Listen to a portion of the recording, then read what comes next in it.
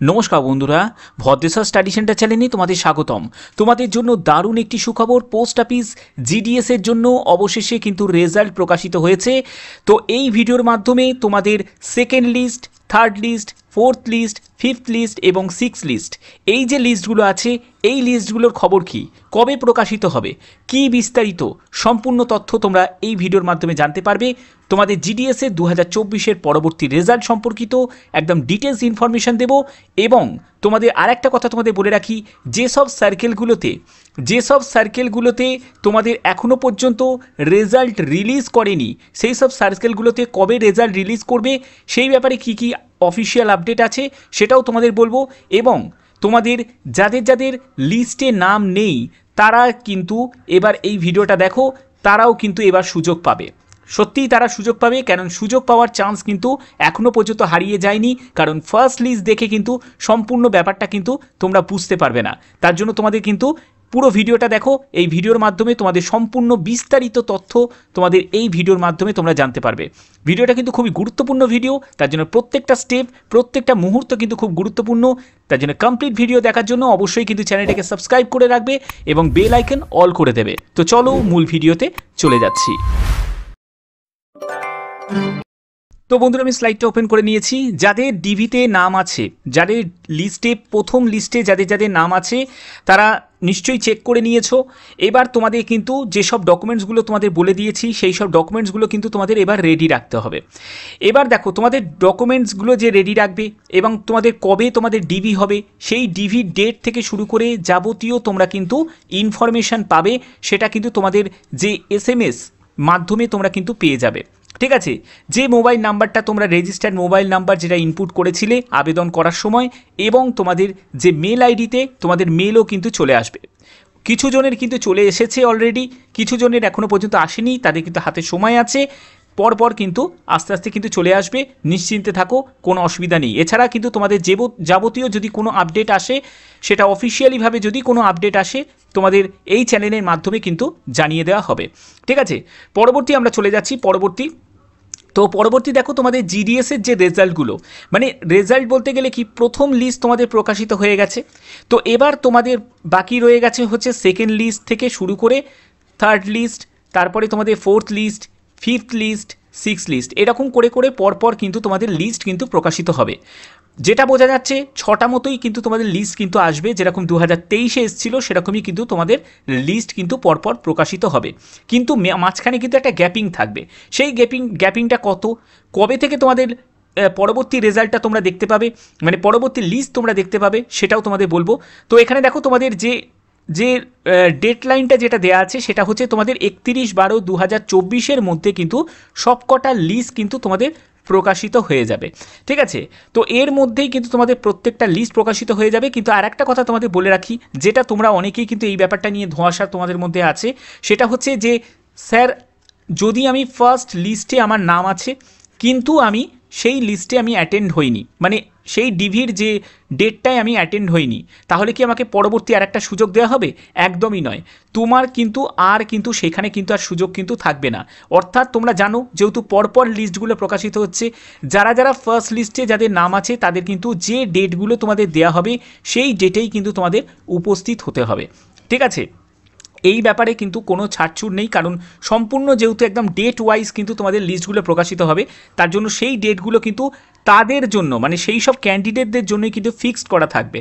ওকে, পরবর্তী কিন্তু তোমরা আর কোনো সুযোগ পাবে না। যদি তোমাদের যে যদি অফিস থেকে যদি কোনো রকমভাবে অফিসিয়াল যদি কোনো নোটিশ আসে যে না, এটাকে অ্যামেন্ডমেন্ট করা হচ্ছে, যে যারা ডিভি দিতে পারিনি তাদের আর একটা সুযোগ দেওয়া হচ্ছে, যদি দেয় তাহলে হয়তো সেটা পারতে পারো। কিন্তু আগের যে প্রিভিয়াস যে আমরা যদি দেখি, সেখানে কিন্তু এরকম কোনো সুযোগ কিন্তু তাদের দেওয়া হয়নি।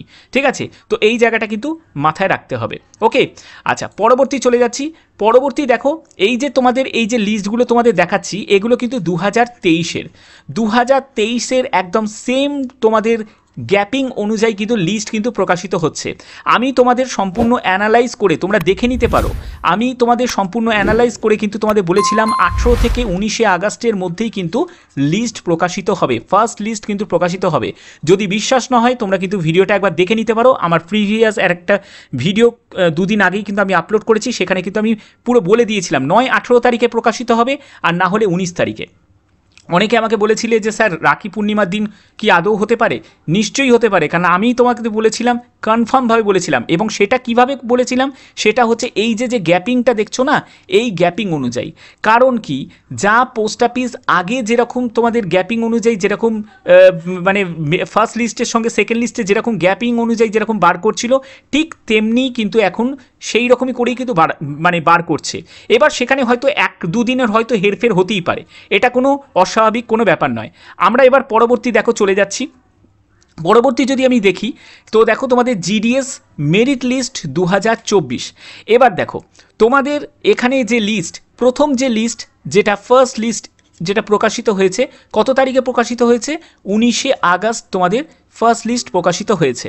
তো হিসাব অনুযায়ী তোমাদের সেকেন্ড লিস্টের মধ্যে কিন্তু একটা যে গ্যাপিংটা থাকবে, যেরকম তোমরা আগের যেমন দেখো, আগে যেরকম তোমরা 2023-এ যেরকম দেখেছো, এই যে ফার্স্ট লিস্টের সঙ্গে সেকেন্ড লিস্টের যে গ্যাপিং, সেটা 23 দিনের মতো গ্যাপিং। এবার সেকেন্ড লিস্ট থেকে থার্ড লিস্টের মধ্যে 21 দিনের একটা গ্যাপিং। আবার তোমাদের থার্ড লিস্ট থেকে ফোর্থ লিস্টের মধ্যে 25 দিনের একটা গ্যাপিং। তারপরে দেখো ফোর্থ থেকে ফিফথ লিস্টের মধ্যে 23 দিনের একটা গ্যাপিং। তারপরে হচ্ছে ফিফথ থেকে সিক্স লিস্টের মধ্যে হচ্ছে 22 দিনের মতো গ্যাপিং।